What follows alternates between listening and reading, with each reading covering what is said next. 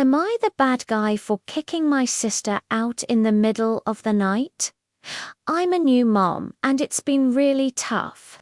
My baby has colic, which means a lot of crying and very little sleep for me and my boyfriend. We take turns, we never let her cry it out, and we're with her until she finally falls asleep, exhausted. We're doing our best, but we are so tired. The other night, my sister called me just as I was finally getting the baby to settle down. She'd missed the last bus home and needed a place to stay. I said yes, of course, but I gave her some simple rules. I told her to please be super quiet, stay on the first floor, and use the downstairs bathroom. My whole family knows about the colic, so I thought she'd understand it. I set her up with blankets, pillows, snacks, even put Netflix on for her. I just needed her to not wake the baby. A little while later, I was woken up by loud noises from upstairs. I was so disoriented, my first thought was that we were being robbed. That's how loud it was. And then the screaming started. My baby was awake again. My boyfriend ran to check the noise while I rushed to the nursery. I knew it was going to be another long, sleepless night.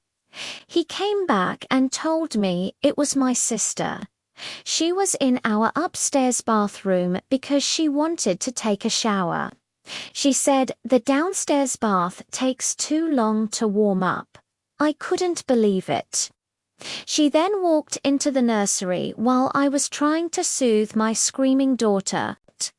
I asked her as calmly as I could if she couldn't have just waited until morning. My irritation was boiling over, but I was trying to hold it together. She just said she couldn't sleep and wanted to shower. I don't know what snapped in me. I carefully handed the baby to my boyfriend, turned to my sister, and told her to get out. She looked at me like I was crazy and said I was being dramatic, but I was done. I physically guided her down the stairs. I was so frustrated and tired. I had tears in my eyes. I told her I'd call her a taxi and pay for it. I just couldn't argue. I handed her things and opened the door. She just stood there. So I went upstairs, called a taxi, and sat on the steps crying my eyes out while my boyfriend tried to calm the baby. The taxi came and she left. My daughter didn't fall asleep until the sun came up. I was a wreck.